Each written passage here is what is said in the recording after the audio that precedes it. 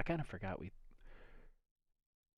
Hey, what's up, everybody? We're starting Sunday morning off with another stream here. We've got some injury updates.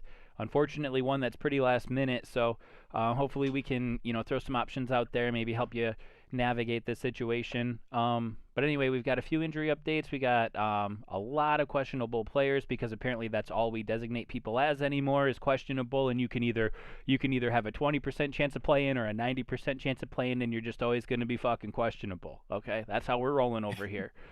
The So Patriot way for everybody. it's the Patriot way for everybody. That is exactly why Tom Brady has 7 Super Bowl rings. Okay, we just lie. We just lie, lie. And then whatever, we'll just, when the dust settles, we'll figure it out. We'll lawyer up. We'll get through it. We'll ride it out. But yeah, there's some names. A lot of names are going to sound familiar. A lot of names have been here, more than a week or two. So we're going to get you updated. Hopefully, get some chat going, talk to some people about some lineup decisions, and we'll go from there. What we got biggest or maybe the most surprising one right now is Darren Waller went from being like questionable, he's going to get 14 targets, to questionable, he might not actually play. So we're Darren Waller owners, including this guy, are in that boat today of trying to scramble and figure this out. That is a real bummer, especially for you and anybody else that plays in leagues like ours. When you have fab instead of waivers, you can't just go make a change and pick somebody up today. So you're kind of one of those things where you're gonna have to wait till tomorrow potentially and pick up somebody in the Monday night game if you need to. But yeah, Darren Waller, Adam Schefter reports Darren Waller doesn't feel great and will not know if he is able to play until pregame warmups today. So obviously he's not. Yeah, like you said, he's questionable. He's not ruled out yet. So there's still that chance that you're going to be able to play him. And hopefully that ends up being the case. But apparently this ankle injury that popped up is more serious than we originally thought. So that's unfortunate. Yeah. And so people that aren't in fab, which I think is most people probably don't use fab, or maybe they've seen it once, or kind of know what it is. But you basically have waivers every single day, and then it's an auction. Basically, every free agent goes to the highest bidder at the end of processing. So like 3 in the morning, it'll roll through, or 8 in the morning, it'll roll through, and it'll like go through all the bids for every player, and the highest bidder for every player gets them. And you can get them for $0, but you start the year with a budget, and it goes through processing every day. So Darren Waller, those last minute news. So our waivers processed by default settings, they processed this morning, and so I don't have access to any of the Sunday night game or Sunday games for a replacement.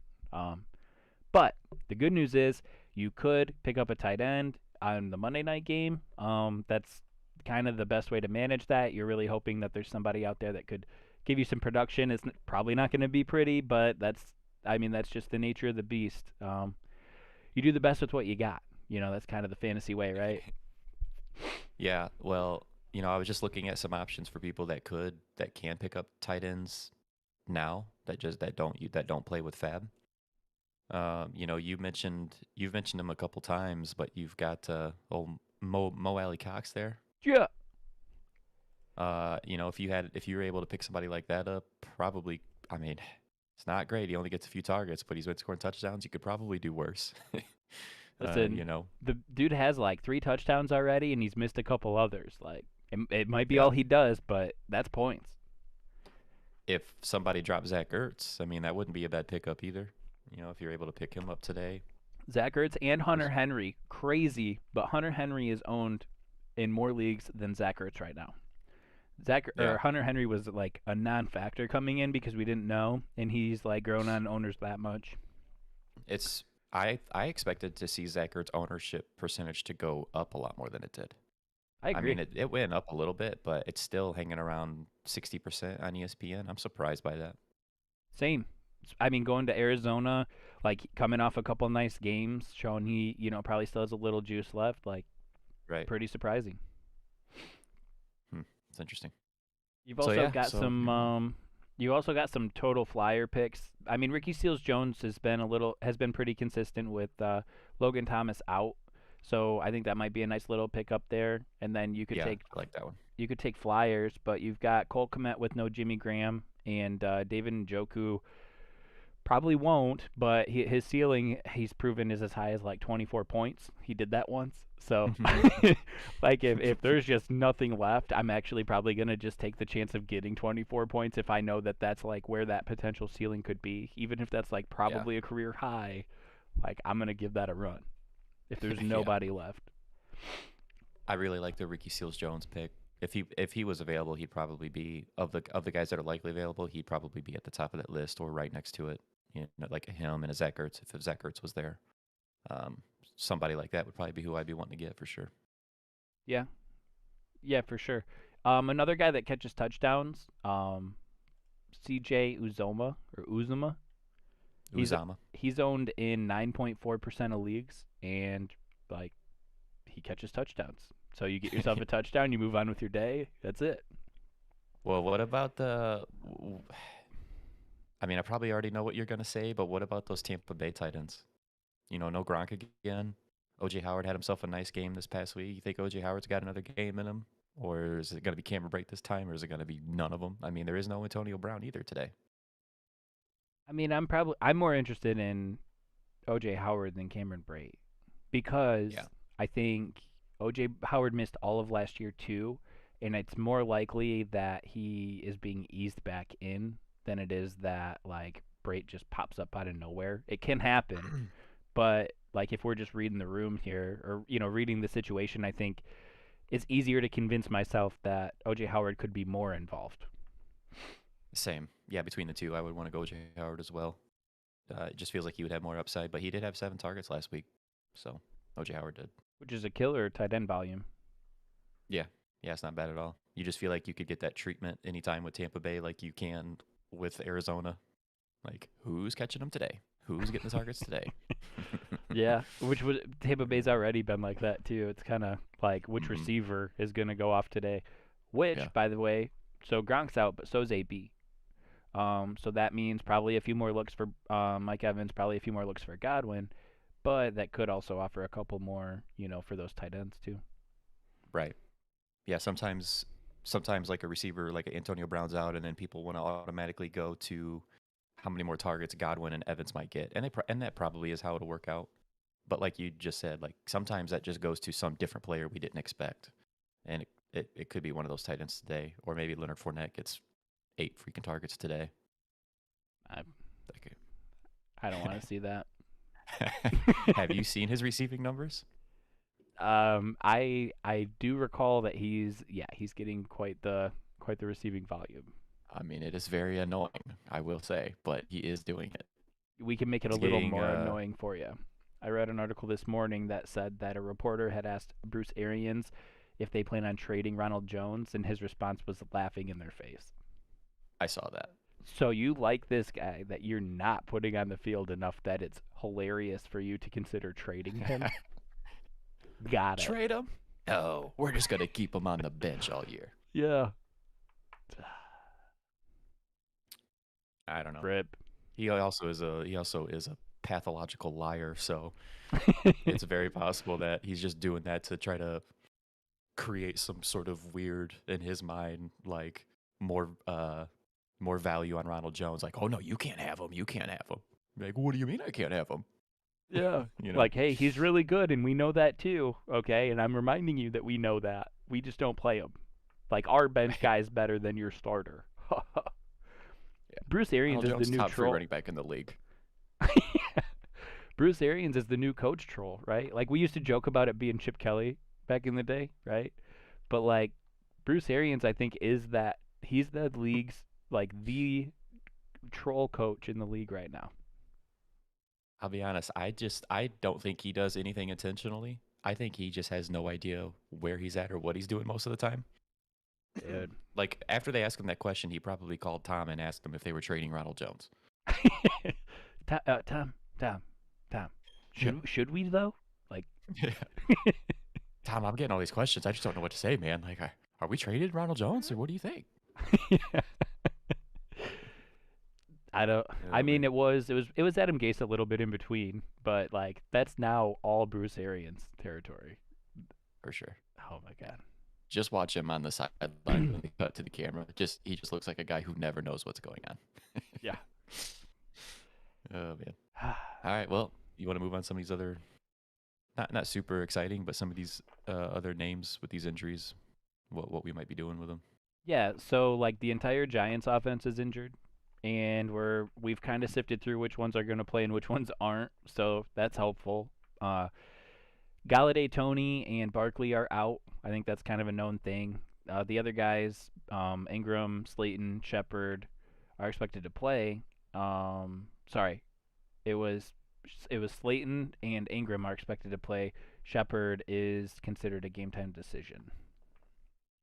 Sounds like they're leaning towards So, him playing too, but they're just a little less committal. well, just a little bit ago,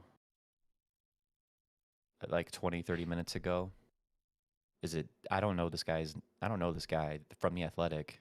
Dan Duggan does not expect Sterling Shepard to play in Week 7. I don't know who Dan is, but if he's got reliable sources, then that's what they're claiming. Okay. So it's going to be Slayton and Ross out there in the receiving core. Yeah, I mean Slayton's probably desperation play at that point to me. Yeah. I could certainly picture a world where he catches a deep one. He does have that in him. John Ross had a Um, deep one too. I'm not investing in that, but like I'm just thinking out loud. Like John Ross had a yeah, bomb.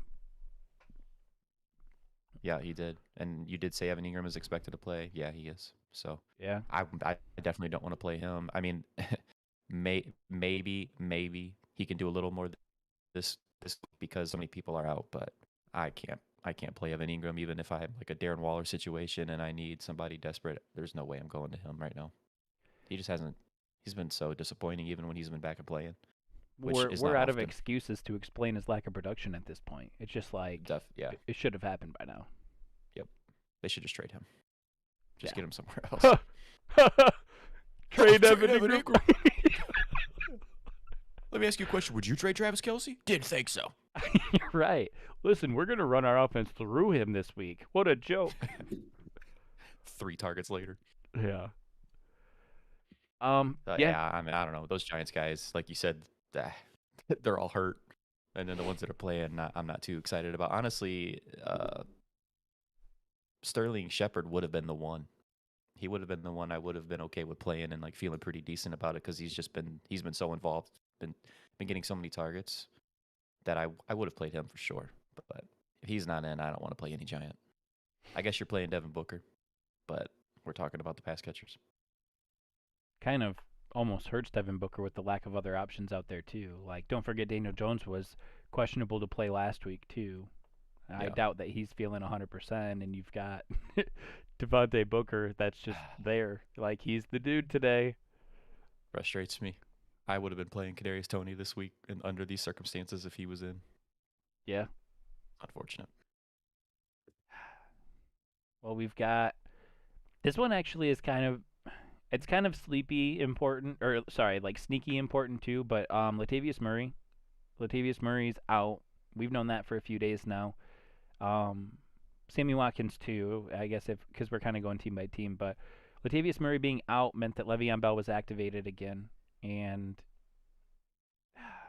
I don't know if it's better Yeah. or worse. At first, I guess I wanted to start saying like Latavius Murray being out helps us translate or navigate the situation, but now we're looking at it and I'm like, well, I don't know because now Bell's involved. Yeah, I've got no idea. I mean, Devonta Freeman, I suppose, has to be, if you're going to predict one to play, he has to be the one because we just saw him get, what was it, like 9 carries last week? But every running back scored. All active running Yeah, backs on that team scored. they all had like a handful of carries and like 20-ish yards and a touchdown. I don't even know what's going. So does that mean that is Tyson's active, right? Is it Tyson, Le'Veon Bell, and Freeman? Is Tyson going to get some carries now because Murray's out, or is he just going to be? I mean, is he going to be a healthy scratch? He's not going to be involved at all. Like, how can you predict what this backfield's going to be like? You probably don't want to be involved with it if you don't have to, but I think Freeman's the one you would play, and just hope that you're right. Yeah, no, I agree because Bell got involved late when he did get involved too. Like he still scored a touchdown, but he was like seemed like he was kind of one of the later guys to get involved out of that backfield. The part that we're he that's gonna really help us that we don't know yet, and we might never know, is they are definitely showcasing at least one of these guys. So like, we need a trade to happen, One of these guys needs to go, man. and they're doing it on And purpose. yeah, I know. I really hope it's Tyson Williams because I'd like to see him at least get an opportunity somewhere else with a team that would actually want to play him. For whatever reason, the Ravens not wanting to is weird, especially when you have these replacement level guys at this point. Like Freeman and Bell, you can just tell, right, when you're watching them play, those guys are not what they used to be. Yeah, None of them, even Latavius Murray too. None of them are. for sure. I Yeah. imagine some of it, and this is like all speculation because like we have no sources, but like I do picture when I really think about this situation, the only place that my mind can go that actually makes it make sense all the way is that it's Pride because they kind of signed these guys in reverse order. Like if you were to list these guys right now, you would have them in the opposite order as far as like team interest would go than when they like the order that they actually signed these players in. And some of it was availability. Like Latavius Murray got cut after they had Bell and Freeman on the roster or on the practice squad, and I get that. But I think there's like a GM or like owner or head coach, whoever it's probably GM or whoever is help like influencing the GM's decision, um, is saying like we went out and made these moves and we're gonna look like a-holes if we, you know, if we have to just cut one of these or two of these veterans. Yeah. Yeah, And so they're just holding them all. it kind of feels like that though. It's the only way that it really makes sense to me where it's like, okay, well, we're gonna get something out of these guys, even if it's a trade. We'll look like geniuses, but like I'm not gonna go out there and just cut like Bell or Freeman and say like, my bad. We're also gonna pay you half your salary, you know, in dead cap hit because we're kind of, you know, we Right. kind of dropped the ball. That and guys like there's also like not Latavius Murray, Devonta Freeman. He's had a history of not being able to stay healthy. I feel like they're okay with holding them all because none of them are costing them much, and they're just sort of throwing shit at the wall and seeing what sticks. Like, Yeah. hey, let's give this guy 15 snaps and 7 touches this week, and let's see how he looks on film, and then we'll just keep doing that. But it has led to Baltimore throwing a lot more, man. Like, uh, that's something that team is. It's almost like they're changing. They still run the ball, obviously. Like every running back scored, they're obviously still running the ball. Every team runs the ball. Every team throws the ball. I'm just saying it's not their primary. We have to do this in order to be successful anymore. They're really throwing the shit out of the ball right now, and it's working. That's surprised me. But it's why you're seeing like Mark Andrews has been so much more involved and killing it these last few weeks, and Hollywood Brown continues to do really well. Like those are the guys I'm more excited team.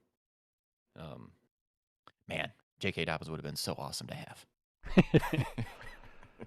the the throws and the arm talent still look college level to me. I'm not gonna lie, but Yeah. they're finding ways to create a lot more space than teams in the NFL are used to. Like you can watch any other football game and you'll never see more separation than you will from Baltimore's receivers because of the everything that offense like puts on the defense. So the read option, the bootlegs, the naked stuff, like everything that Lamar Jackson brings to the table does get his receiving targets open more. And it's kind of crazy because when you look, sometimes it feels like you're watching a college football game. And I don't mean that in the fact that like Lamar's running. I mean that in the fact that like these receivers are getting like 12 to 15 yards of separation on a regular basis where like these defenders are kind of getting lost or they're getting left out on an island where they have to commit to like they're putting these linebackers in options is kind of what you'd call it where it's like this player has to commit to this guy or this guy and as soon as he does commit they're going the other way. And it's just crazy to see that amount of separation in something that's been going on for, 3 years now with Lamar Jackson, that, like, defenses still haven't all the way figured out. Yeah. I know, it's interesting. I mean, his running ability just sort of always keeps defenses in a weird spot. Yeah. Where they're always having to think about that and account for that. I mean, it's essentially like playing 12 on 11. It's like getting an extra guy out there when you have a quarterback that can run like he does. Yeah. It's nuts. Yep. Well, who's next on your list? I don't know. Probably the next most interesting to start or to talk about would be Damien Williams was on the COVID list, and they were saying it was pretty unlikely he'd be cleared in time for the game because he was not vaccinated. So they said he has a little bit of a longer process to go through to get cleared for game time. It was like yesterday afternoon, I think, was the earliest that he could have been cleared for the football game, and they said he was. So the reason I bring that up or say that it's my next most interesting is because like Khalil Herbert's looked really good, and they're playing Tampa Bay, and Tampa Bay's run defense is so good that teams don't want refuse to run against them. And I've seen it like 2 or 3 times already this year where like a team will play against Tampa Bay and they don't even try. They're just like, nope, that's a foregone conclusion. We are not running the ball against you. We good. And that gives Williams a little more value. I think we were both saying we felt like Williams would probably get the receiving targets, even if it's just because like that's how the team views him more so than the skill set of both players. So like, where are you putting? I picked up Khalil Herbert a couple days ago over Damien Williams just because I wanted like someone I knew was going to be playing, and I think I'm riding him out, hoping he gets a touchdown. Williams, I could pick Williams back up, but I'm like, hell with it. I'm going for the touchdown. We'll go with it. But like, which way are you going this week with those Chicago backs? If I had to play one, I would play Khalil Herbert because, and unfortunately, we really just have no idea unless we get a report that comes out before the game, and I doubt that's going to happen, of what this workload's going to look like. I really have no idea. I'm just going to have to go off of the fact that Damien Williams hasn't been practicing. He is coming off COVID. Maybe he's not quite there on his conditioning. With the way Khalil Herbert looks, with reports coming out about how Khalil Herbert also might be taking over that number 2 role. That was from like Kevin Fishbane or somebody like that. There was a report like yesterday, the day before, talking about how Khalil Herbert may have already leaped Damien Williams on the depth chart, even when David Montgomery comes back. So there's just enough reasons to make me want to go Khalil Herbert's way with how he looked in that last game. But like you said, like it's Tampa Bay. This matchup sucks. There's a lot of reasons to avoid this situation if you can. But I'm guessing with bye weeks, people are probably relying on Khalil Herbert this week. So I think you just play him and hope. And the same goes for people too that probably had Damien Williams, that maybe they have like an Alex Collins or somebody like that, and a Damien Williams that they're trying to choose between this week with byes and injuries. It's a very tough decision to make, but I don't want to play Damien Williams if I don't have to, if I don't absolutely have to. True. Because I just don't know what the workload's going to look like. But, maybe Damien Williams being more of a pass-catching back profile that way, maybe he gets involved for that reason against Tampa Bay. Maybe Tampa Bay gets up, or maybe they just can't run the ball, and so Williams turns some production that way. But I've said it before, Fields does throw a few balls to the running backs, but that's not really a primary focus for them. That's not how they run that offense. Fields looks downfield most of the time. So I wouldn't be excited to play Damien Williams under, no matter how the game goes. Well, and like you got like into a little bit too, is like, is he even feeling good enough to take that workload, or is he going to be the change of pace? Right. I mean, I have Damien Williams in the deep league that we're in, for instance, that 14-team league. I have him, and I have A.J. Dillon. Like, I've got running backs that are hurt. I've got people on bye week. I have to make a decision between guys like that, and I'm playing Dillon over Damien Williams this week. So that's where I'm at with it.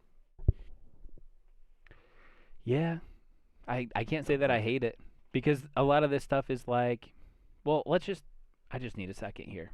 This questionable tag, I touched on it a little bit, but like, let's just take a second to understand that this questionable tag this year has been abused by NFL teams. Like, these coaching staffs are calling everybody questionable, and you just don't know. Like, Damien Williams could be feeling great, which typically would have been a questionable tag. He could be feeling subpar, which would be what, like, probable, I think, is the 50-50 tag. There was another tag that's been totally eliminated from the equation, but there used to be questionable, was like 75-25 in favor of playing.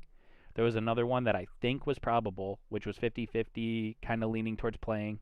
And then there was the doubtful tag, which is like 75-25 towards not playing. So, like, probable doesn't exist anymore, and everybody in the friggin' league is questionable, and then we're just getting these pieces of information either, like, during pregame warm-ups or, like, when they're on the field just getting crushed.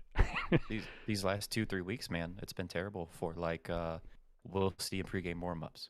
Like, you're finding out, an hour before the game or whatever on so many players. Yeah. These last few weeks. It's really it sucks for fantasy to prepare for that. Yeah. Tell me you're 30 without telling me you're 30. Oh, I remember when the NFL used probable tags. Yeah. That's what that is. Yeah. It makes it hard. It makes it really hard because there's one less tool to kind of help us understand or gauge how a guy might be feeling. And it is what it is. Everyone's dealing with the same thing, but it doesn't help any. That's for sure. Right. I'm a Waller owner, Yeah. so that's my vent. But it is annoying. Um, okay, we do have a couple others that were like wrote down. I think we've kind of skimmed through some of these, just kind of as we were talking. Antonio Gibson says he's playing again. I'm like I'm really starting to get worried about Antonio Gibson. I appreciate that he's a trooper, but like it didn't look like it was going well last week, and he's going to give it another go. I just don't think that's a good idea for him long term or for the team long term, and I don't understand why either he or the team wants to force that. I wish he Yeah. wouldn't. What were you gonna say? You wish what? I wish he wouldn't. I would I be know. happier knowing Antonio Gibson's not playing until whatever that shin thing is good to go. And maybe it won't be, but like if he looks the rest of the year like he did last week, I'm really worried. I think from what I had read from the Twitter doctors, with what I read, it makes me assume with Antonio Gibson being active, like I don't think this is an injury that's going to get so much better in 1 week's rest that he's going to be good to go after that. I think this is something that's going to have to heal long term, and for that reason, they're just like, well, it's really not going to get any better in the short term anyway. Like if Gibson thinks he can play and can gut it out, then they're going to do it. It's just I think this is an injury he's going to end up having all year, and yeah, you don't love it if you have Antonio Gibson. Like you probably have to play the guy because I'm guessing you won't have too many other options that you can really go to anyway. I mean, Gibson was a fairly high draft pick this year. He was probably people's RB1 or RB2, depending on where you went with it. Like maybe went running back heavy, and he can be your RB2. But either way, that means like you probably don't have a great third option unless you pick somebody up in a draft or on waivers that you got lucky with. So you're probably just playing the guy and dealing with the bullshit that comes with it. I would say that I would be more motivated than ever if I had Antonio Gibson. Especially we're getting a little bit later. We're in the mid-season point right now. Like this is around the time that I start considering handcuffs, depending on who your starting running back is. I would be trying like hell to get McKissick if I have Gibson because it does feel like an IR stint or something could just pop up at any point here with Gibson. And I think McKissick's playable, especially on a week where we have 6 teams that are on bye week this week. 5 of them are loaded with fantasy relevant players, and like J.D. McKissick's just chilling here with what could be an increased workload if Gibson's managing this shin, and it takes an extended period of time to get better. He's not right. We know that. We saw that. So it's Yeah. like, yeah, troop it out, and maybe he's still going to get some, short yard situation stuff. But like, I think J.D. McKissick's stock has to go up a little bit with what we saw last week, and he's already been like usable. Right. Exactly. Yeah, I mean, even if I didn't have Antonio Gibson, I wouldn't mind sitting on a J.D. McKissick right now, just having him on my bench for the just in case, because he may end up getting a lot more playing time the rest of the year. Yeah. And he's not as good as Antonio Gibson, but he's a good running back, and he can be productive. Oh, for sure. And I mean, you're looking at a week where you've got Zach Moss, maybe Singletary in a deeper league, Zeke, Dalvin Cook, Najee Harris, Austin Eckler, and James Robinson are all out on bye week this week. And like most of those guys are RB1s right now. Yeah. Zeke, Are you saying like Zeke, you Cook, would? Najee, and Eckler and Robinson's even fringe. That's half of your RB1s right there. Yeah. Does that puts McKissick? That probably puts McKissick, even though Gibson's active. You think that might put Gibson or think that might put McKissick into flex territory this week with all those buys and all that? This week, I think you're in flex territory in standard leagues, and I think you might even be getting into like RB2 status on PPR leagues. In PPR. Just because like those are all top-notch options. There's some other depth plays too. Like Tony Yeah, Pollard is somebody that I imagine people are starting in deeper leagues, or if they're desperate. right. There are some other guys in the mix there too. Yeah, yeah. I think with injuries and with these bye weeks, it's hard I to say agree. for sure. If we were to go down and like write it all down, I might change my mind. But yeah, on the surface, I feel like he's probably even a low end RB2 in PPR leagues. I think so. I think you're right. You can play him this week. That felt weird to say. Gibson was like a favorite buy low target of mine a few weeks ago. I'm not so sure anymore. That injury has me plenty scared. I don't want to touch it. Yeah, yeah. He was a great buy low target until we knew. I mean, really, How for me, serious it is was seeing him like hobble off the field multiple times last week. Yeah, right. Buy lows. Is there?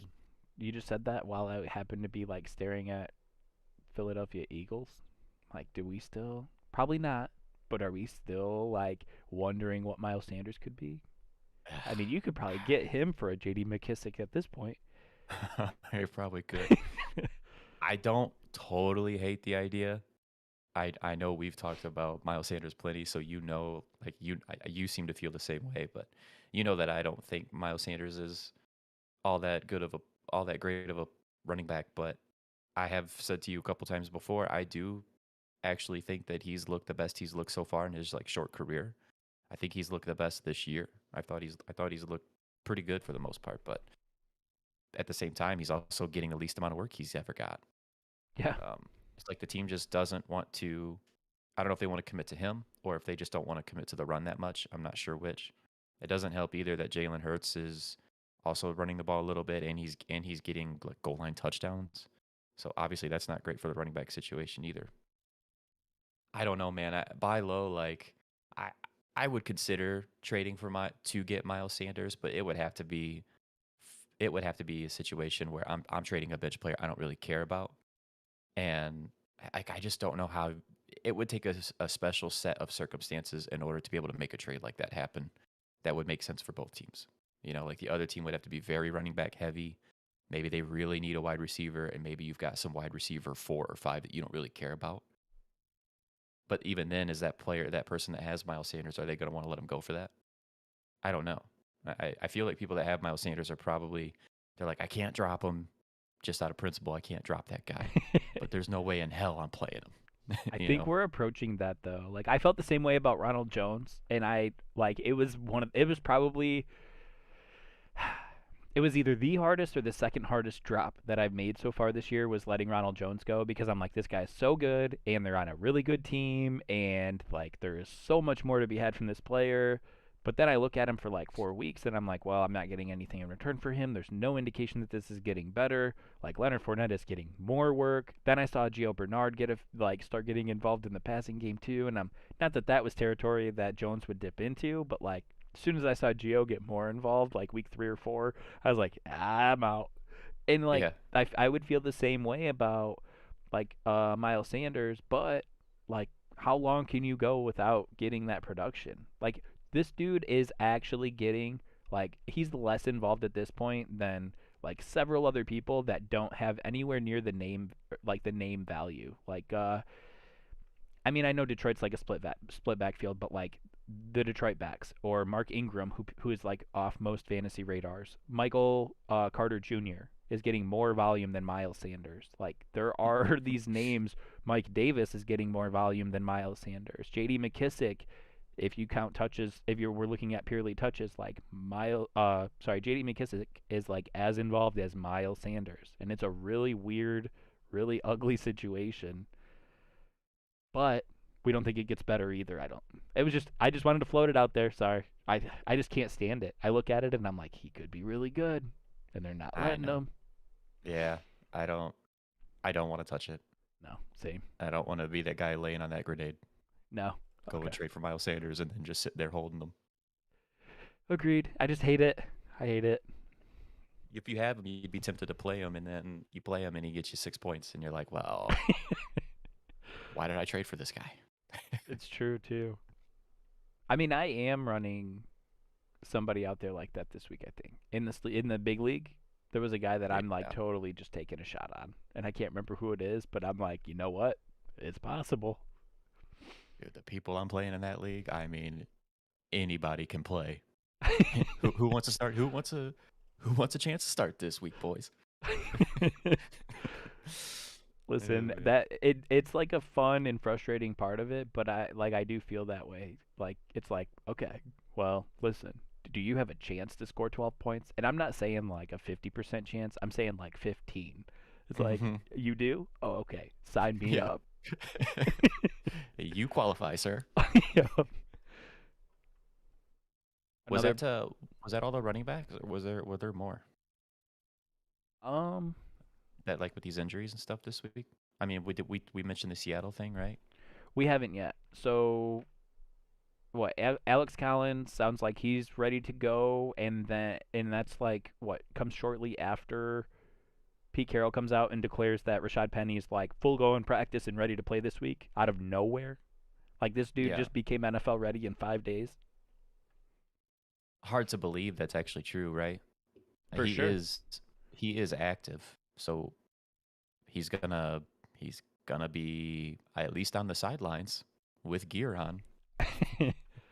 Maybe he sees the field, but I would think that assuming that Alex Collins is actually going to play, and it sounds like he is going to, coming from Pete Carroll, you got to take everything he says with a grain of salt. But he said that Collins was ready to go, so I would think it would be the Alex Collins show again, and maybe even some DJ Dallas involved, but that we don't really see much Rashaad Penny. Um, and that's really kind of where I'm at with it. There's no way if you have Rashaad Penny, that's fine. If somebody wanted to pick him up and hold him because of this entire situation, I mean, it is Alex Collins at the end of the day. We don't know what's going on with Chris Carson, so I get stashing a Penny if you want to for the that potential what if, but no chance you can play him. And if you have Alex Collins, it seems like you can safely play him. You can prepare to have him and not have to fill his spot. But I do there is like a 10% chance that Alex Collins doesn't play. I think there's a small chance, so it is a little sketchy. I still think that doesn't mean a lot for Penny this week, but the opportunity to stash Penny right now is very intriguing. I think we touched on that last stream how I felt about like getting a player that has his upside for free is a lot different than investing draft stock and or trading for him if he is producing. So Hmm. it's a great opportunity to buy low, I guess in a sort of way right now. But I think if he's getting his feet wet, he's getting like 6 touches. I think if they actually feel good about his health and it's been more of a mental thing, I think he's more around like 12 touches. So Yeah. we'll be looking for that. If it's very close to 6 touches, then he's working his way back health wise. I think if it's very close to like 12 touches or obviously more, then I think it's been more like psychosemantic. I think is how you'd say that, and that he really just needs to get his mind right. So I'll be looking for that. I like the opportunity to stash him because I'm much more interested in his ability than Alex Collins. But until that proves itself, yeah, Alex Collins is going to be a valuable piece in that backfield, and no way that Rashaad Penny's like just going to be out there balling today. It's just Highly, highly doubtful. no, unless this dude's been just like feeling great for like a few months, you know? He's like, I don't know. I'm just kind of happy with the way things are going right now. It's just it's just a problem. I totally get the motivation for wanting to stash him in his upside, like you said, but like it just feels like it's always something with this guy. There's always something going on. He's always hurt with something, or he's too fat. Like that was a thing before.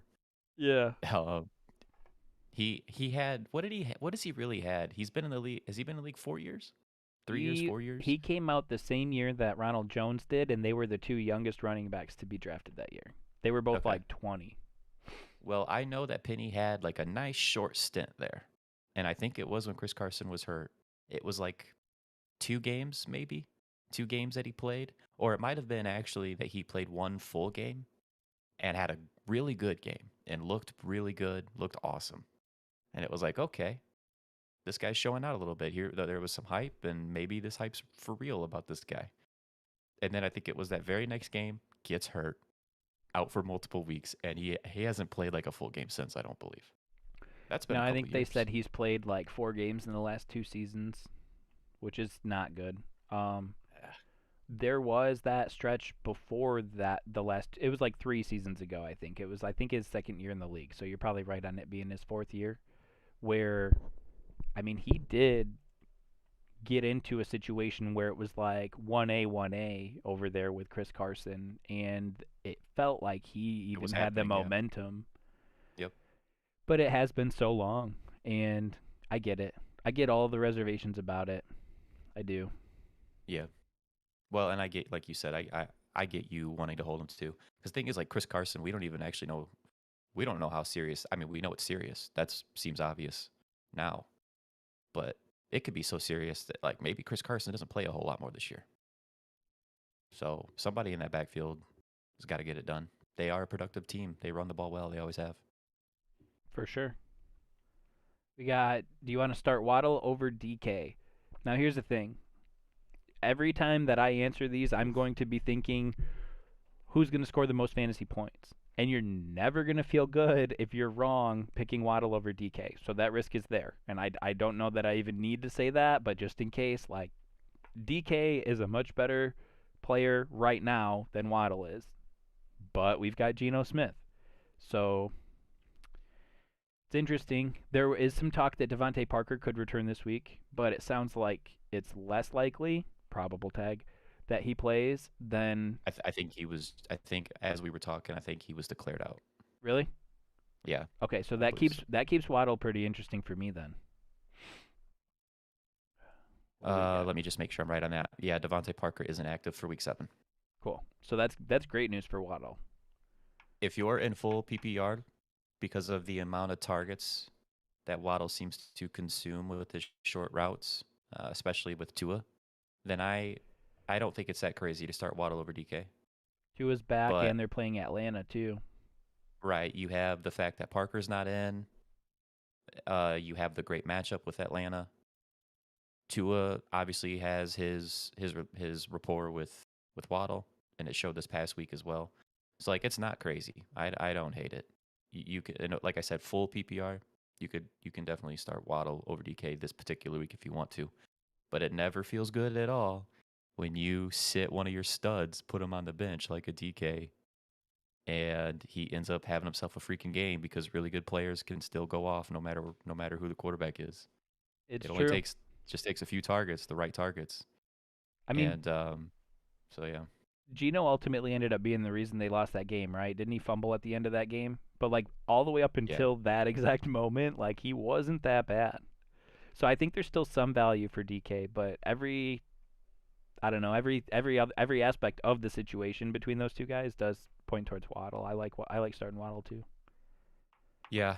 I mean, DK had 7 targets last week, 6 catches for 58 yards. It's not a great day, but he didn't totally kill you, and he scores a touchdown, and he has a good game.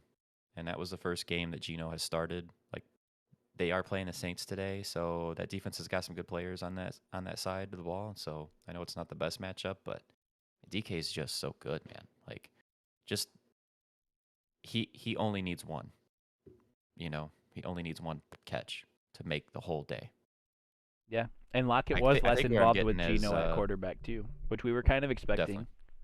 I think where I'm getting at it was like if it's me personally, I probably would just play DK but it's because I can't live with sitting studs and then them going off my bench, so it's like a personal thing. I don't think it's a crazy idea in a full PPR like you just said, Noah, to go ahead and start Waddle over him if you want to. He's probably a safer play. You It's know what just I didn't know until like last night or this morning is that Miami. I don't remember exactly. It was either first or fourth, but Miami is top 4 in the league in pass attempts this year, and part of that is Are they because their really? defense has been that bad. I Yeah. didn't. That started making me picture their offense a little bit differently because I was like, man, I didn't realize it was like that. But really, like, look at what Gaskins isn't doing on the ground. Look at what their defense isn't doing, to slow the game down. It's like there's actually, I think, and all that means to me, it's not me saying like this proves that you should bench DK. That's not where I'm going with that at all. I think what I mean by that is that Miami receivers and Miami's passing game in general, I think, becomes a lot more consistent if they're getting that volume like that. that like if Devontae Parker's looking good, if Will Fuller comes in and looks good, or, like each Right. one of these pieces that we've been breaking down all year, like if they start looking good, it's less likely to stop. Yeah. Yeah, we haven't got to really see it happen yet because Tua's been out. And it's True. not like Brissett is a total disaster, but he's not a starting quarterback, I don't think. I mean, I think he kind of showed that in his couple of games he started with them. So we haven't really got to see this unfold. But yeah, that running game is not it's not doing well. There was concerns about Miami's offensive line coming into the season. It wasn't talked about a lot, but there were concerns about that offensive line. And I just don't think they're really able to run the ball that well right now. All three of those running backs kind of play too. They just sort of feel like it's like they're a part of the offense as a whole, all three of those running backs, but that's not a focus for them to be able to like dominate and run on the ground. It does make, and like you said too, with the Miami's defense not being as good as we thought they were, it does make them interesting. If Deshaun Watson shows up in Miami, oh boy, Hey, now. now I'm way interested. Listen, I'm running no defense in one league because I like refuse to drop anyone on my bench, but I am not cutting Deshaun Watson. I just picked him up. I was like, hey, let's go, What a weird situation that is, huh? dude.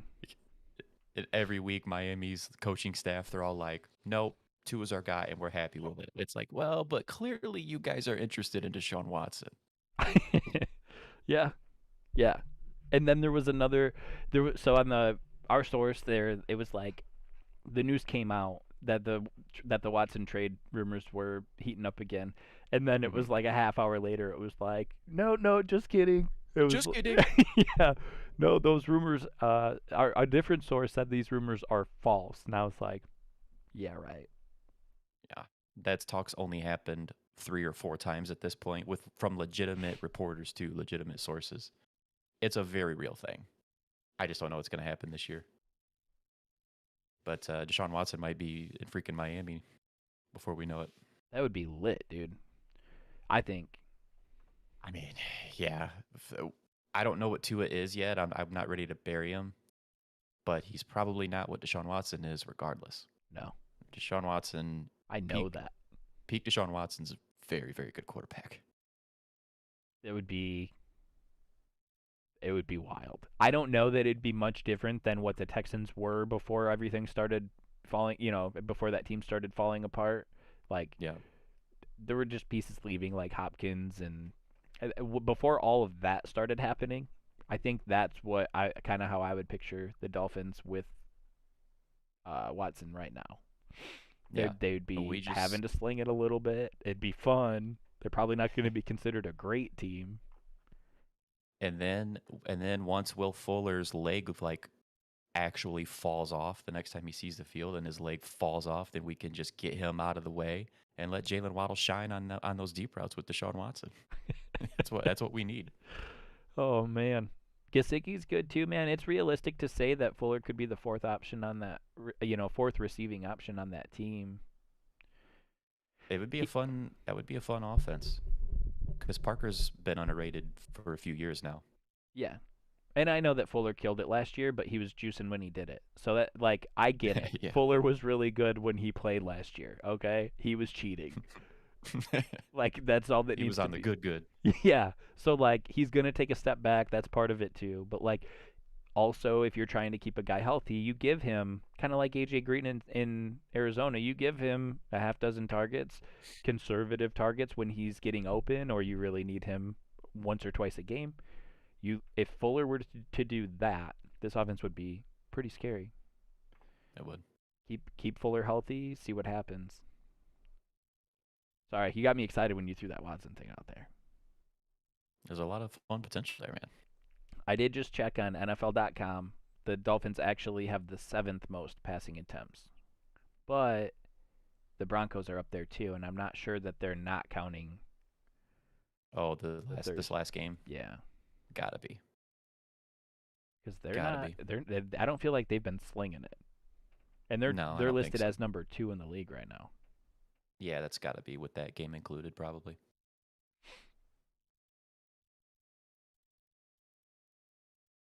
There wasn't even though there's some injuries and guys questionable, this hasn't been quite what it was the week before. So I don't know if we've got any. How many more notable names do we have, if any? Do we? Those are. I mean, those are the notable names. I put in that Garoppolo starting. I think we've known that for a couple days too. Trey Lance has a knee injury. Garoppolo was declared the starter. So we've had some talks. I guess the bigger reason for me putting that in there is we've had some talks about Bebo Samuel where people seem to not know where they want to value Debo. Some people might still feel like they can sell high on this guy. And we don't know how the quarterback situation plays out for the rest of the year. But Garoppolo's been pretty decent for them when you compare him to Trey Lance this year, and it's been very good for Debo Samuel. And so, Yeah, it is.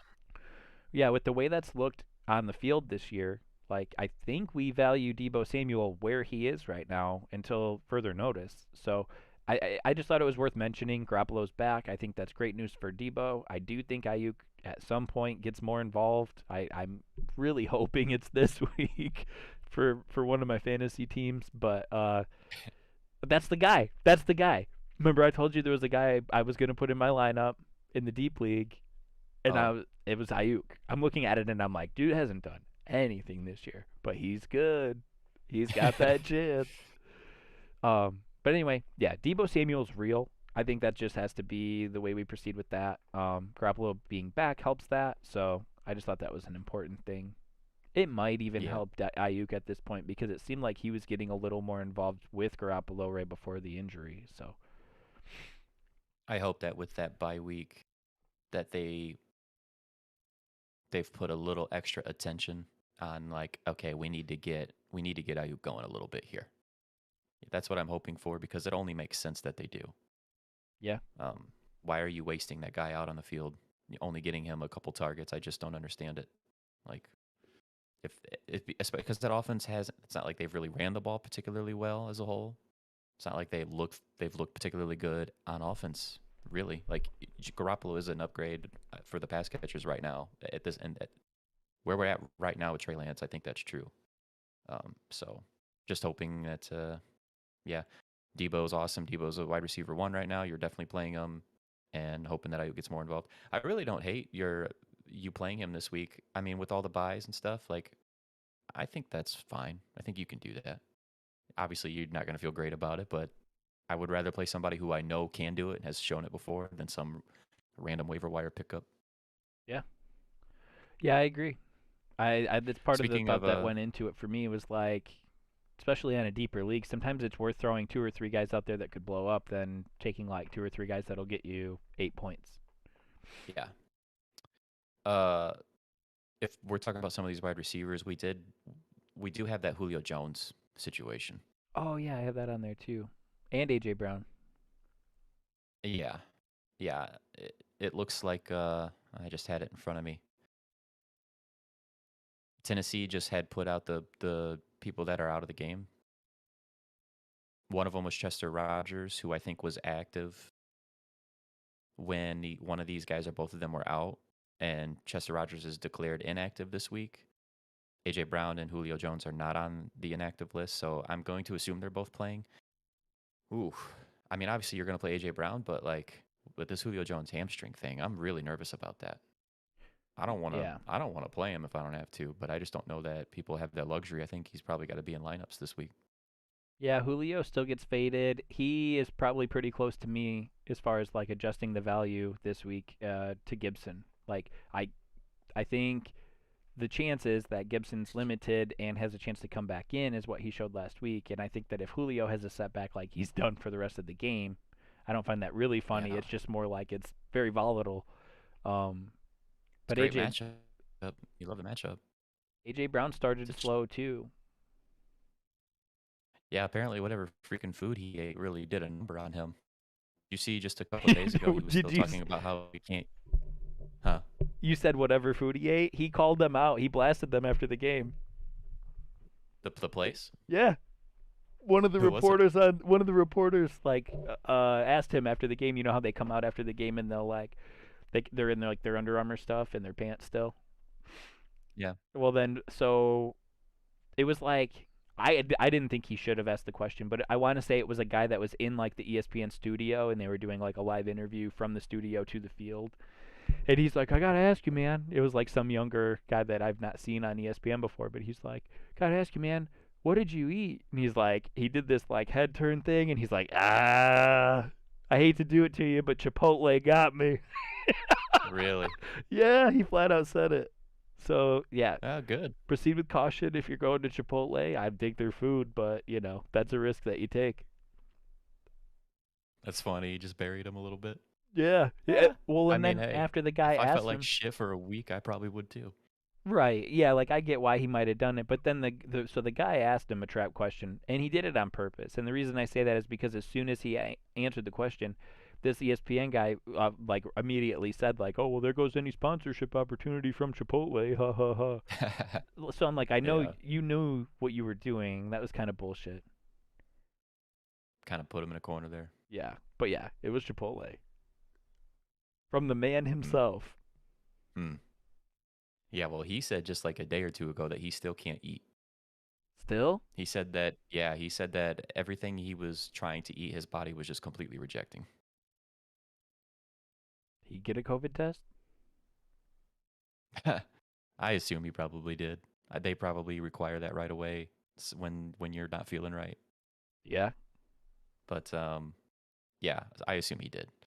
But it would be not that it's funny, but it would be kind of funny if they were just nobody had that thought to do that.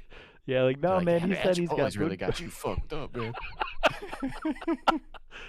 Well, wasn't Meanwhile, Tennessee it's one of freaking the COVID. teams that had bad issues last year too? Like Tennessee, yeah, they were real bad. that's it. It's because they keep thinking it's Chipotle. They're like one of the worst teams managing COVID last year, and now they're like AJ Brown. Yeah, no, that's just food poisoning, bruh. Yeah, he ate a Chipotle. The next day, woke up feeling like shit. Food poisoning. Food. Yeah, he told me it's food poisoning, so we're good. We're good. Yeah. Something another pop up that happened, another news thing that happened while we were talking. Did you see that the Patriots, that Ramondre Stevenson is a healthy scratch? I did not see that. What garbage is this? They go out there and they're throwing 20-yard dimes to this guy last week, and now they're going to make him a healthy scratch? And getting goal line carries and getting in the end zone. And yeah, he's inactive. He's a healthy scratch. So I don't understand it, man. That means that J.J. Taylor's active this week, and remember he was dealing with that groin, and he's been hurt. And I did throw it out there last week that with J.J. Taylor being inactive, it wasn't a guarantee that Ramondre Stevenson had his role. But I really thought after what he did in the game, it sure felt like it was a little bit safer to assume. Nope. So it's going to be Brandon Bolden, J.J. Taylor, and Harris. Well, I'm not trying to screw anybody or jinx them because I am superstitious. So if this happens, I'm sorry, right?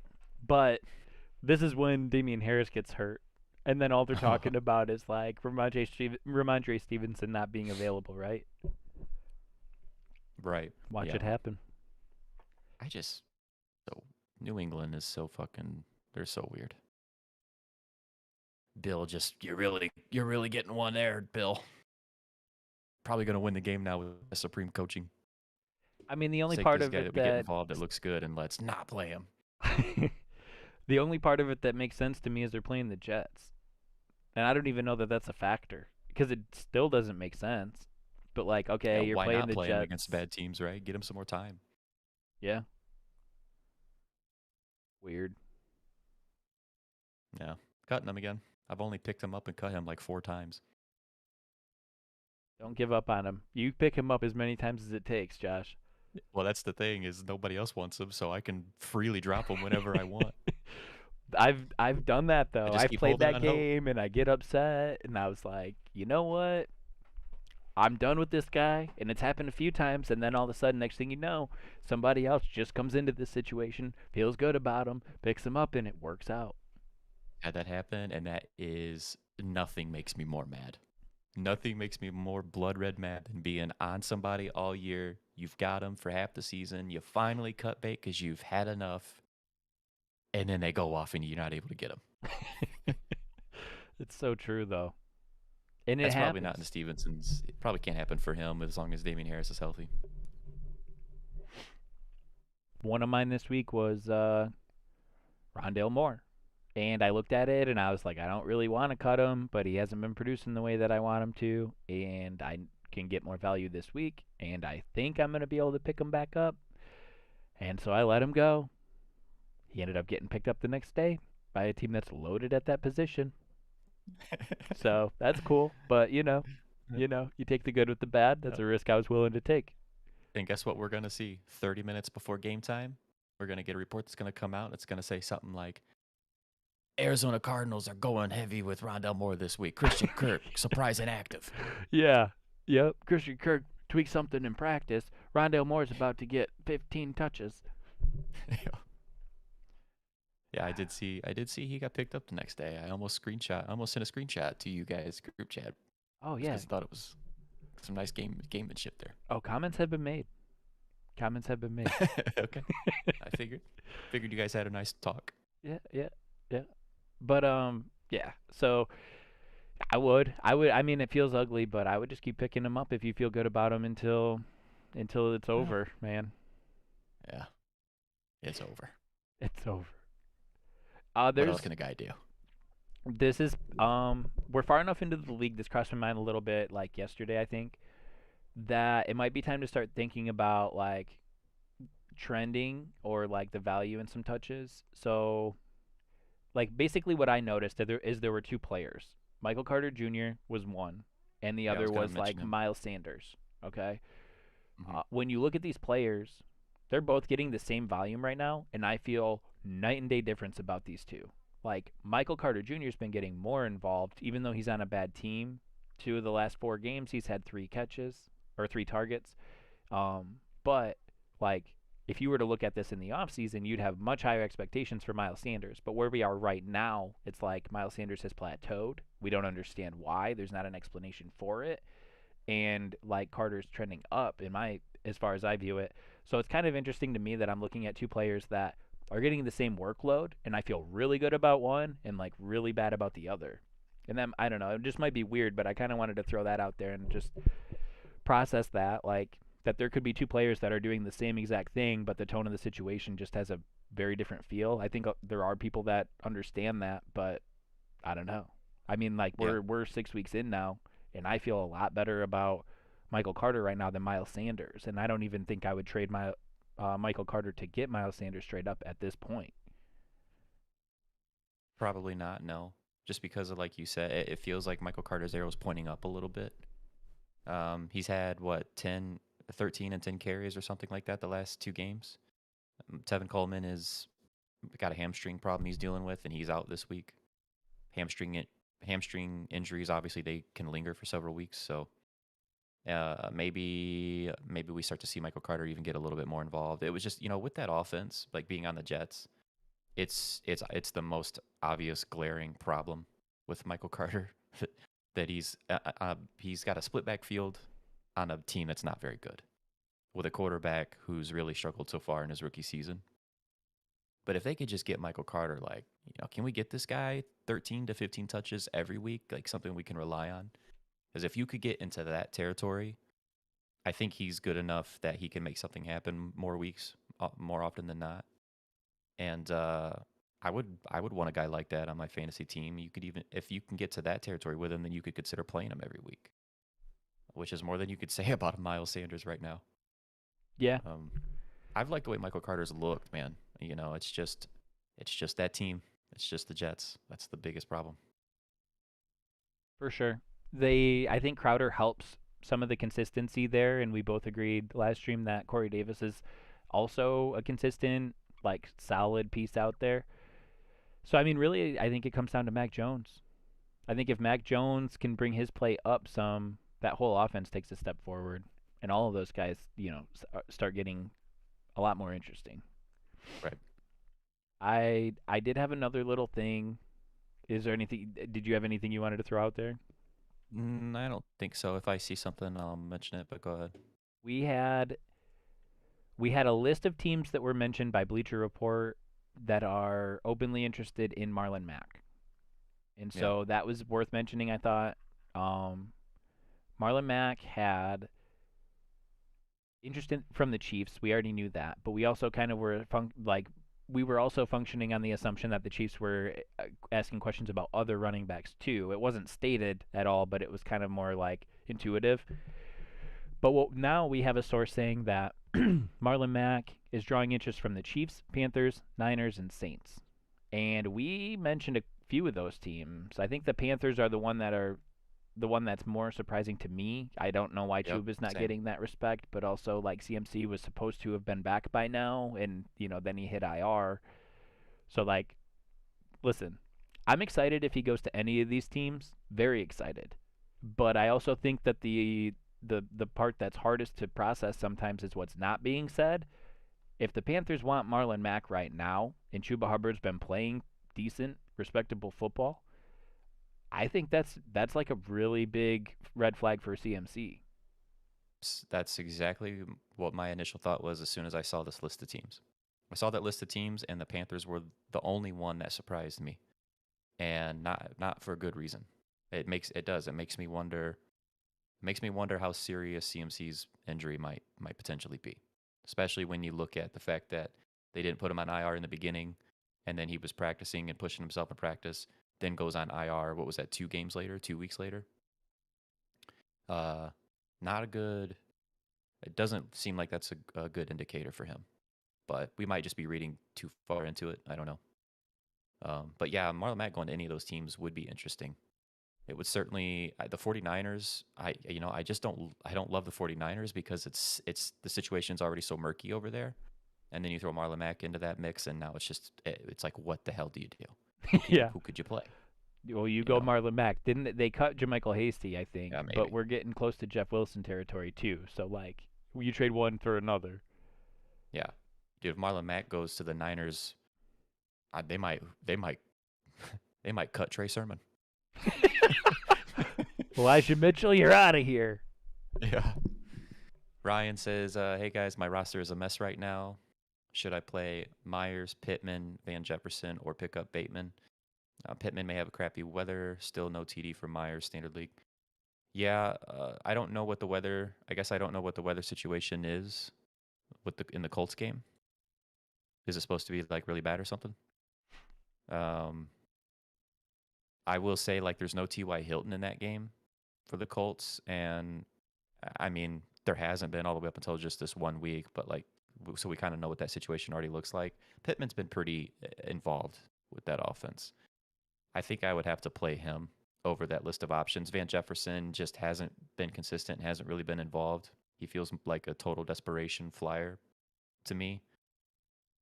I mean, they're playing against Detroit, and Stafford might have some motivation for wanting to put up a bunch of points.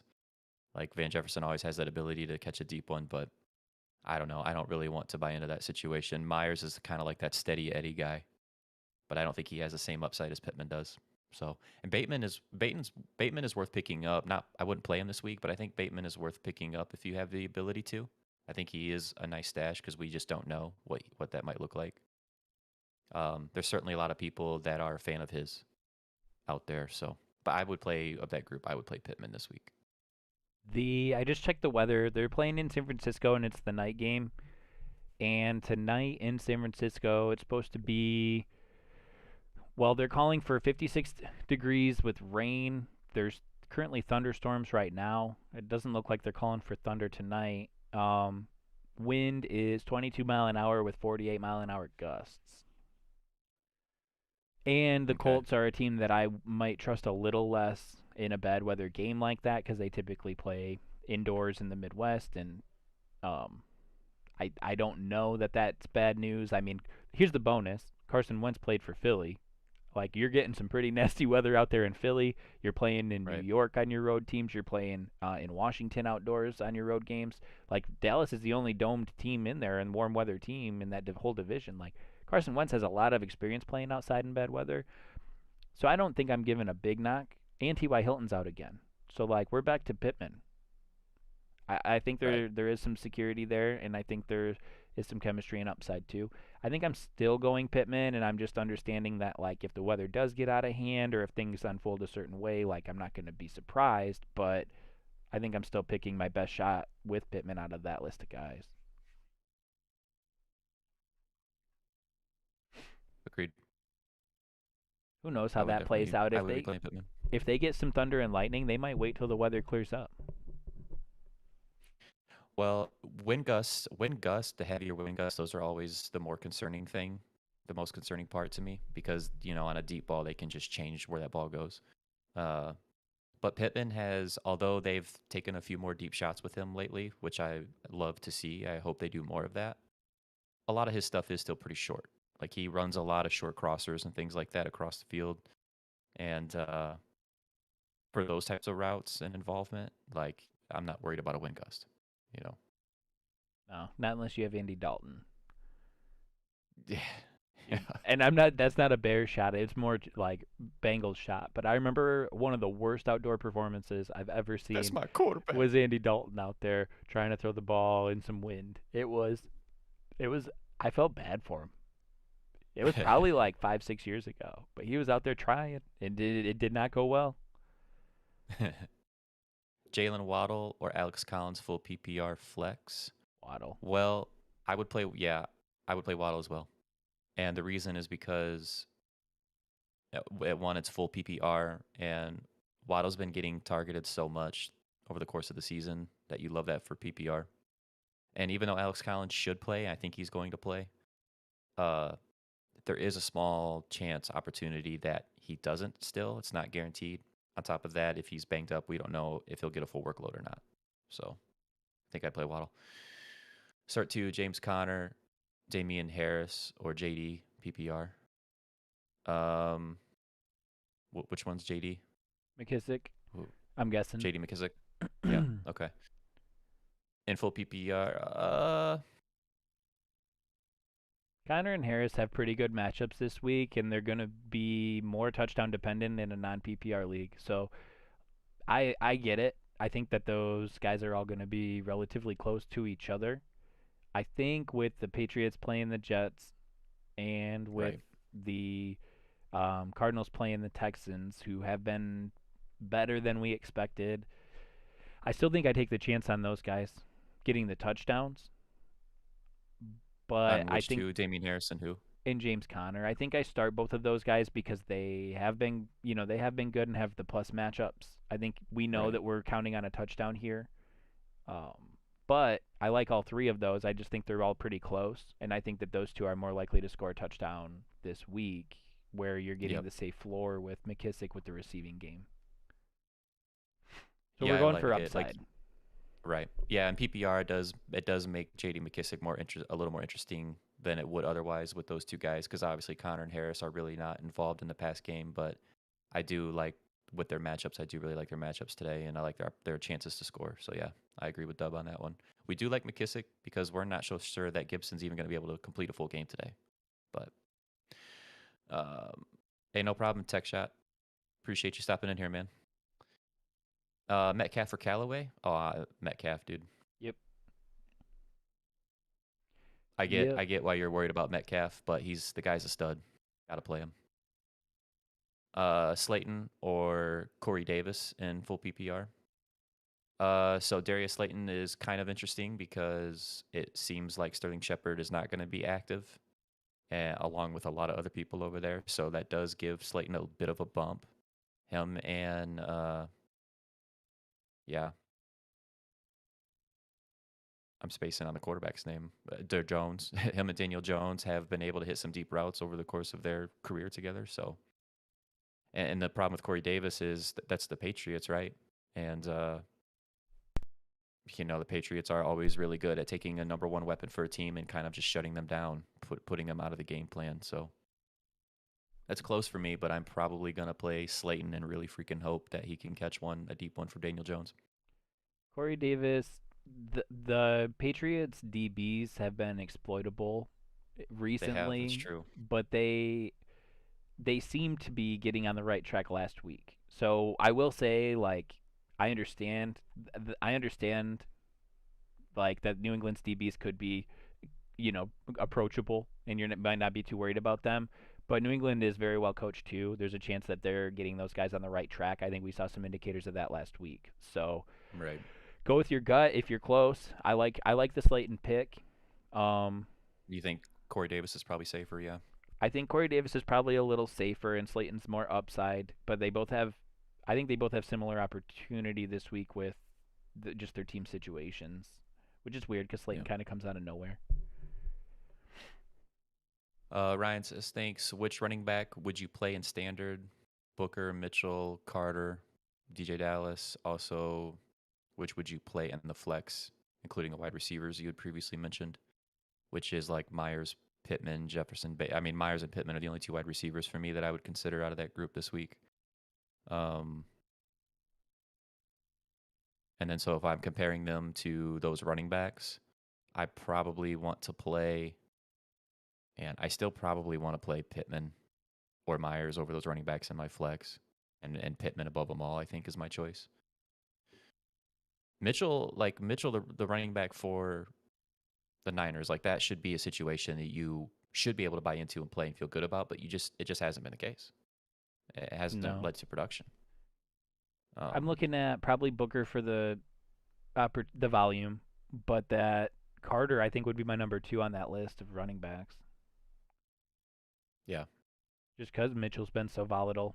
DJ Dallas would be a compliment. You got Alex Collins expected to play, and Rashaad Penny's now getting involved. I think DJ Dallas's best opportunity to perform is going to be if Collins is like a late scratch. Which one were you looking at? DJ Dallas was listed on there too. I think that Yeah. like his only value comes if Alex Collins happens to be a late scratch. Yeah, I can't feel great about it. I would play Booker of that group of running backs too, and then I would play either Booker or Pittman in my flex. Booker for the volume. Pittman, I think, has a chance here to have a really good game though. Chuba Hubbard. Where do you think Chuba stands this week?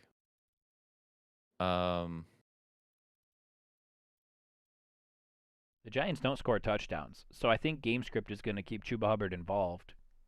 Yeah, I mean, I don't have any reason not to like him this week, right?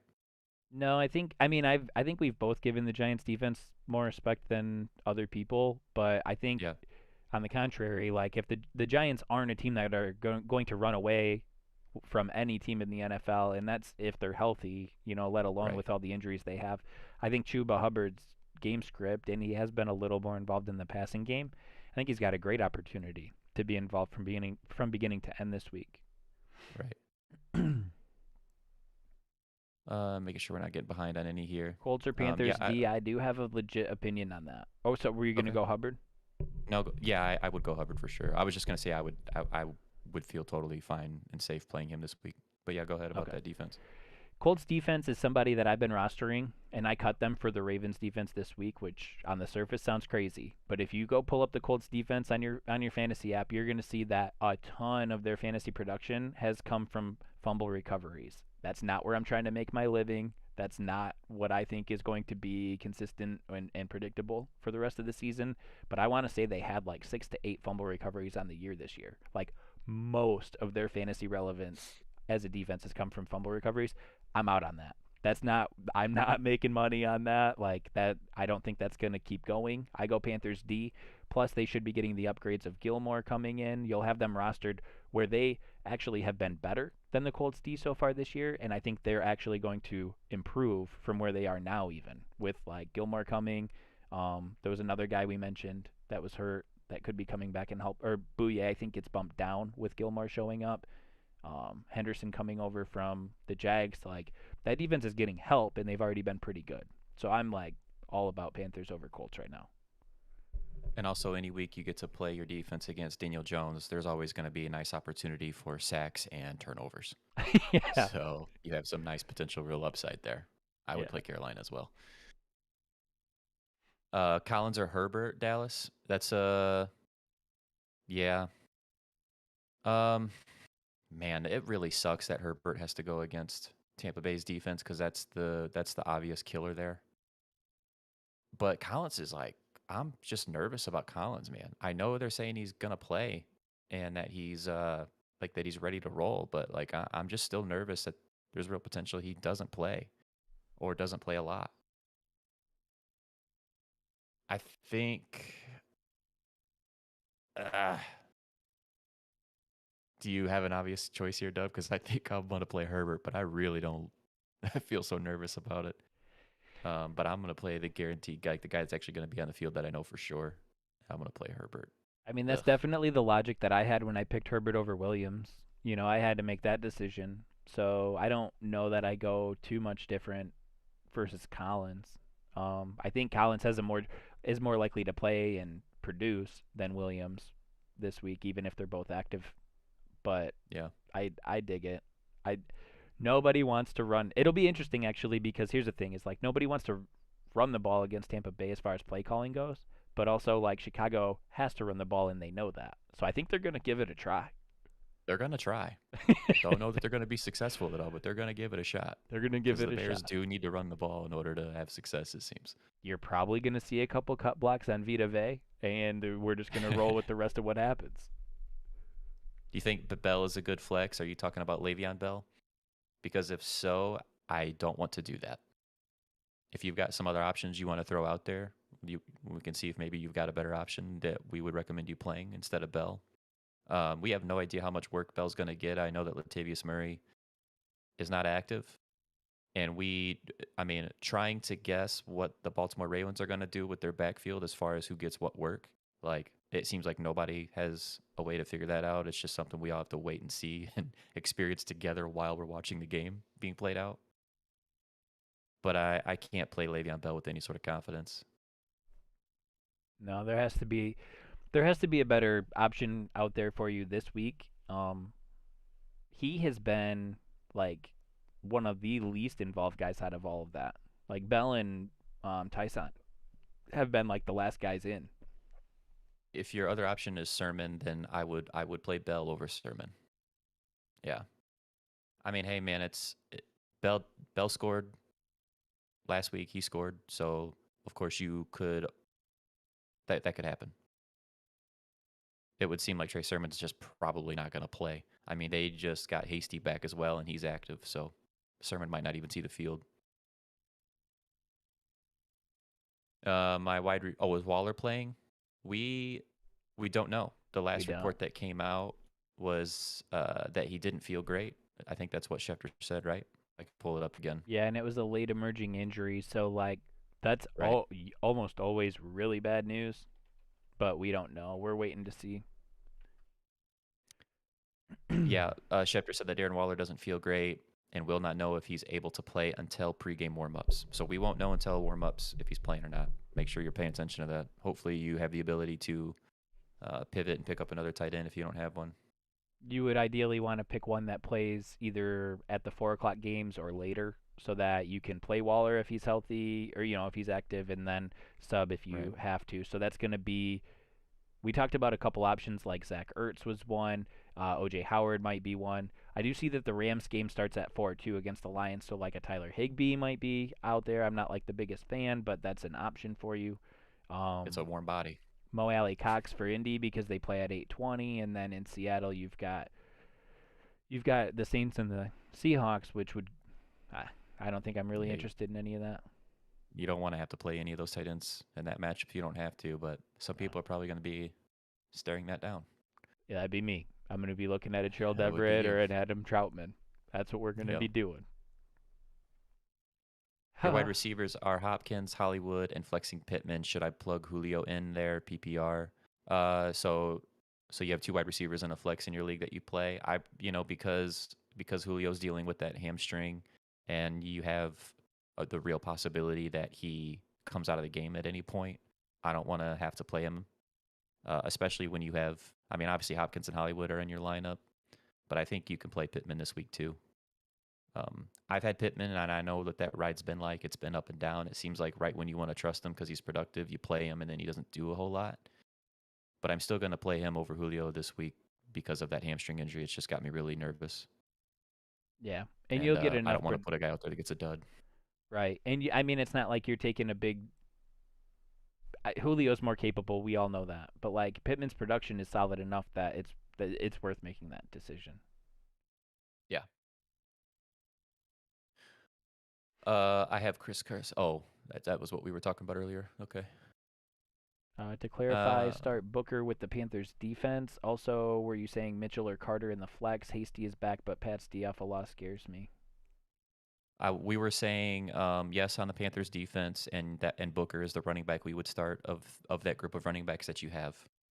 And in your flex, I personally because you mentioned the wide receivers you have as well. I personally would be playing Pittman in your flex this week over Carter and probably over Mitchell. Yeah, the 49ers backfield is just a really tough situation to deal with for fantasy right now. We picked Pittman for starting receiver, right? So our other options would be Myers, Jefferson, or Bateman. Okay. So he's wondering if we should be doing Mitchell or Carter in the flex because we're starting Pittman as a wide receiver, I think. Okay. I think I would. I think I keep going. I think I play Myers in the flex. Look, he's so unexciting to play. But if you're in a PPR, he's probably getting you 8 to 10 points. It's not great, but he's not going to kill you. I mean, he's a 5 for 50 kind of guy. 5 for 60. That's his neighborhood.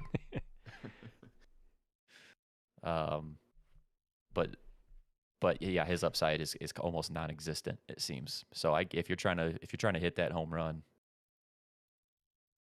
then I would play. I'd probably play Carter. I think he has the most upside. He gets you a little bit of a floor as a running back too. I think I'm learning, like, I just want nothing to do with that 49ers backfield right now.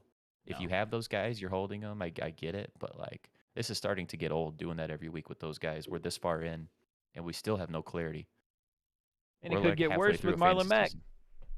If Marlon Mack goes there, dude, they're going to sign Marlon Mack. Just drop everybody. Drop everybody.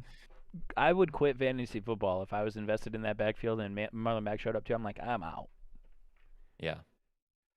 Pettis or Pascal, half PPR. I mean, I'm assuming I am assuming that there are players in free agency right now that I would prefer to play over either of those guys. I was pretty big on Pascal coming into the year, and he's faded quite a bit. He had some touchdown production early. I think that's been distributed across what has been like T.Y. Hilton, Jack Doyle, Mo Alley Cox. I think everyone else has taken away a little bit of that, what Pascal had going. Hilton being out helps me with Pascal a little bit, but I mean, it would have to be a pretty deep league if we're looking at starting both of those guys, I think. I think so, and the Pettis gets involved in the discussion because he had that 11 targets this past week. Kadarius Toney started that game and left it on the first series. Obviously, like Galladay and Slayton were already out. Shepard, I think, was the only other wide receiver that was active and playing that game. So Pettis got a lot of targets. And now we're a week removed from that game, and we still have no Galladay. It sounds like Sterling Shepard is out this week, and Slayton is the one that's in. So, like you said, it's got to be a pretty deep league if you're considering those two options. Because Pascal has only had a handful of targets, and it's essentially been like he's needed to score a touchdown, or he does nothing for you.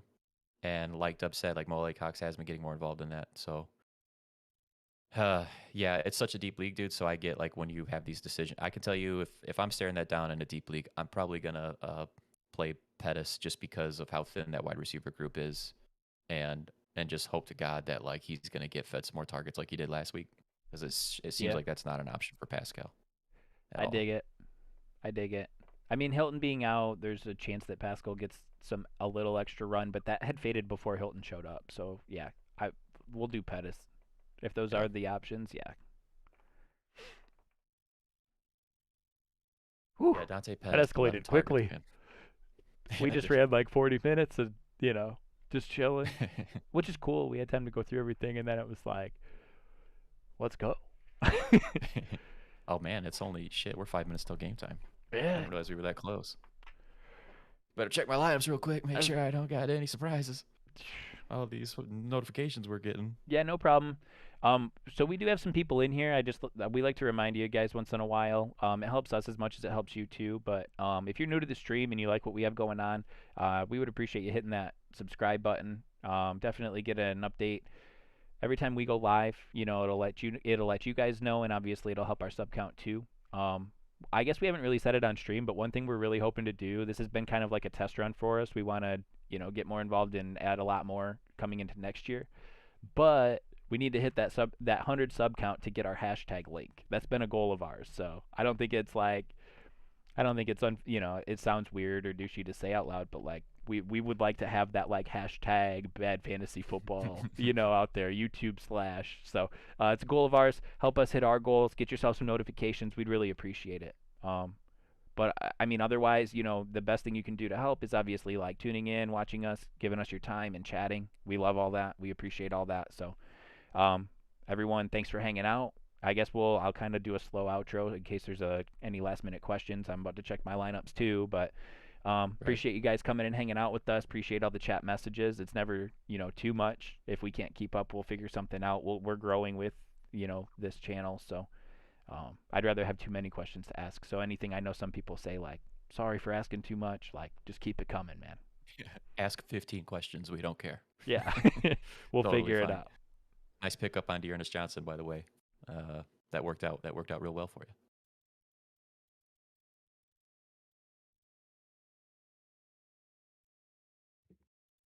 Dearness Johnson had a pretty good game. He did. Yeah, I had to check my lineup. I had to check my lineups real quick. Had to make sure that didn't have anything weird going on. Thanks, I did just Dallas. cut Ramondre Stevenson again. You did just cut him again? I saw it pop up that Yep. you made a roster move. Yep, cut him again. Thanks, Dallas. I appreciate that too, music. Yeah, thanks. Listen, I've been burned on setting lineups like 2 or 3 times, so I have no guilt for doing this on stream. I say, man, there was one week that we were streaming where, yeah, I had some, I don't remember even what it was, but I had some guy in my lineup that wasn't playing. It was like a last minute inactive, and it was Tyson Williams. I was like, how does that happen? I've never done that before. What is this, FanDuel? ESPN's got Waller listed as 0 points for this week. Do they know something before they're updating us?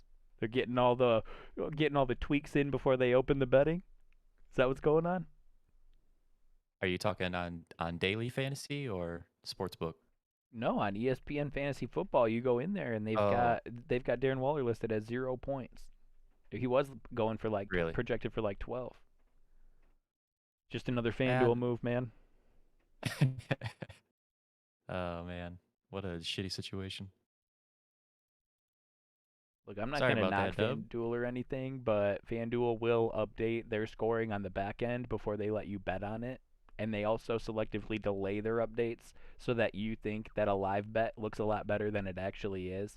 In real time, that team just put up like, and if you're playing hoops and they do a live bet, they're gonna let that other team dump in about 2-3 threes, so the scores change by 9 points, and then they're like, oh yeah, my bad, we needed to update that still. Bums. They do a lot of shady shit like that. I'm sure other books do it too, but look, I've got accounts with a lot of different sports books, and a number that I would be embarrassed to say out loud. And I can tell you that FanDuel seems to be one of the more shady for shit like that to me. Listen, chat. We've just got to. Oh no, we still have time for this one. These are 2 4:30 games. No, actually, one of them's the night game. I'm gonna leave it up to chat. Anyone that's still in here, I need to know because I probably would have. This is a 14-team league, and I just picked up Tim Patrick, and I was excited to play him, and then he went for 2.6 points. So, listen, I'm now deciding: do I start AJ Green against Houston at 4:30? Or do I start Brandon Ayuk against Indy on the night game in San Francisco where there could be bad weather too? What do I do? Because AJ Green's been sneaky good. Ayuk's got that upside, but we haven't seen it yet. Yeah. Is there anyone out there still? I'll see if there is anyone out there, see what someone wants to say. I know where I would go.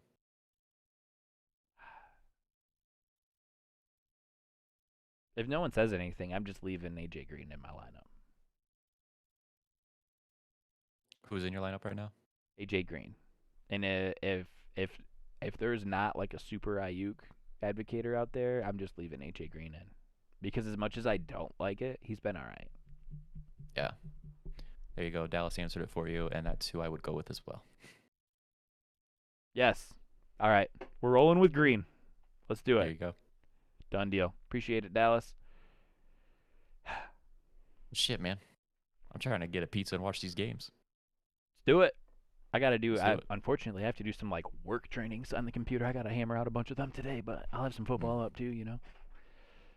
All right. Well, appreciate it. Appreciate you hanging out with us till the bitter end, Dallas. I needed that. So I'm rolling with Green.